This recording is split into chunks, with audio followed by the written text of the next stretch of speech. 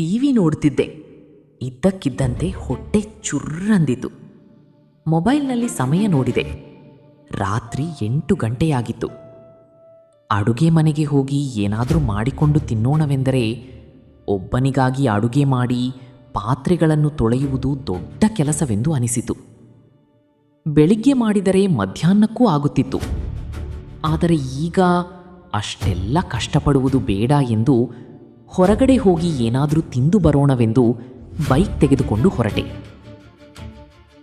ಏನು ತಿನ್ನಬೇಕು ಎಂದು ಯೋಚಿಸುತ್ತಿದ್ದಾಗ ಎಗ್ ರೈಸ್ ನೆನಪಾಯಿತು. ಮನಸ್ಸು ಬೇಡ ಅನ್ನಲಿಲ್ಲ. ಕೂಡಲೇ ಆ ಅಂಗಡಿಯ ಕಡೆ ಹೊರಟೆ. ಎಗ್ ರೈಸ್ ಅಂಗಡಿಯ ಬಳಿ ಹೋದರೆ ಜನಸಾಗರವೇ ಇತ್ತು. ಒಬ್ಬರ ಮೇಲೊಬ್ಬರು ಮುಗಿಬಿದ್ದು ನನಗೆ ಫುಲ್ ಪ್ಲೇಟ್ ಕೊಡಿ, ನನಗೆ ಹಾಫ್ ಪ್ಲೇಟ್ ಕೊಡಿ ಎಂದು ಕೂಗಾಡುತ್ತಿದ್ದರು. ಬಾಣಲೆಯಲ್ಲಿ ಸಿದ್ಧವಾಗುತ್ತಿದ್ದ ಎಗ್ ರೈಸನ್ನು ಎಲ್ಲರೂ ಕಾತುರದಿಂದ ಕಾಯುತ್ತಿದ್ದರು. ನಾನು ಆ ಅಂಗಡಿಯವನಿಗೆ ಪರಿಚಯವಿದ್ದರಿಂದ ಅವನಿಗೆ ನನ್ನ ಮುಖ ತೋರಿಸಿ ಒಂದು ಕಡೆ ಕುಳಿತುಕೊಂಡೆ.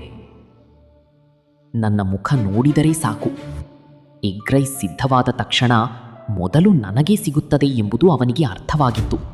ಅಲ್ಲಿ ಪಕ್ಕದಲ್ಲಿಯೇ ಸುಮಾರು 85 ವರ್ಷದ ಅಜ್ಜಿಯೊಬ್ಬಳು ಬೆನ್ನು ಬಾಗಿ ಕುಳಿತಿರುವುದನ್ನು ಗಮನಿಸಿದೆ.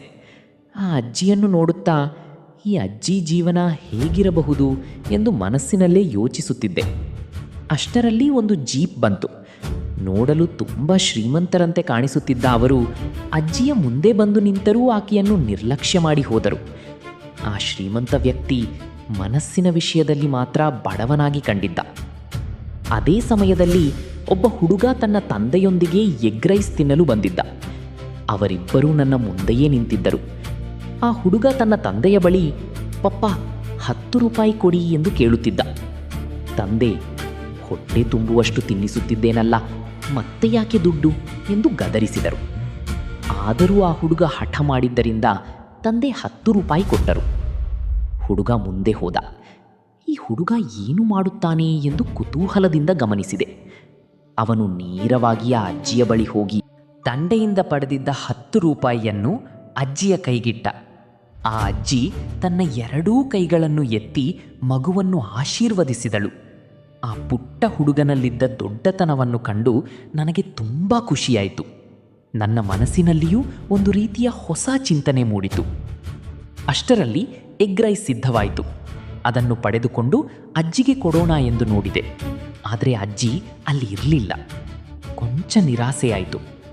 ಬೈಕ್ ಹತ್ತಿ ಮನೆಗೆ ಹೊರಟಾಗ ದಾರಿಯಲ್ಲಿ ಅದೇ ಅಜ್ಜಿ ಕಾಣಿಸಿದಳು. ಕೂಡಲೇ ಬೈಕ್ ನಿಲ್ಲಿಸಿ ನನ್ನ ಪರ್ಸ್ನಿಂದ ನನಗಿಷ್ಟವಾದಷ್ಟು ಹಣ ತೆಗೆದು ಅಜ್ಜಿಗೆ ಕೊಟ್ಟೆ. ಅಂದು ಮನಸ್ಸಿಗೆ ಸಿಕ್ಕಿದ ತೃಪ್ತಿಯೊಂದಿಗೆ ಮನೆಗೆ ಮರಳಿದೆ. ಈ ಕಥೆಯ ನೀತಿ ಇಷ್ಟೇ: ಮಾನವನ ದೊಡ್ಡತನ ಅವನ ಸಂಪತ್ತಿನಲ್ಲ, ಅವನ ಹೃದಯದ ಕರುಣೆಯಲ್ಲಿ ಇದೆ. ಕೆಲವೊಮ್ಮೆ ನಾವು 1000 ರೂಪಾಯಿ ಕೊಟ್ಟರೂ ಸಿಗದ ತೃಪ್ತಿ 10 ರೂಪಾಯಿಯ ಸಹಾಯದಲ್ಲಿ ಸಿಗುತ್ತದೆ. ಹಸಿದವನ ಹೊಟ್ಟೆ ತುಂಬಿಸುವುದು, ಅಸಹಾಯಕರ ಕಣ್ಣೀರು ಒರೆಸುವುದು, ಅವರ ಮುಖದಲ್ಲಿ ನಗು ಮೂಡಿಸುವುದು, ಅದೇ ನಿಜವಾದ ಮಾನವೀಯತೆ. ಸಹಾಯ ದೊಡ್ಡದಾಗಿರಬೇಕೆಂದಿಲ್ಲ, ಮನಸ್ಸು ದೊಡ್ಡದಿದ್ದರೆ ಸಾಕು. ಆದ್ದರಿಂದ ಜೀವನದಲ್ಲಿ ಸಾಧ್ಯವಾದಷ್ಟು ಒಬ್ಬರಿಗಾದರೂ ಬೆಳಕಾಗೋಣ, ಒಂದು ಕೈ ಸಹಾಯಕ್ಕೆ ಮುಂದಾಗೋಣ. ಬರೆದವರು ಭೀಮೇಶ್ ತಳವಾರ್, ಮಂಗನಹಳ್ಳಿ. ಪ್ರಸ್ತುತಿ ಅಕ್ಷರವೇಣಿ ಸಾಹಿತ್ಯ ವೇದಿಕೆ.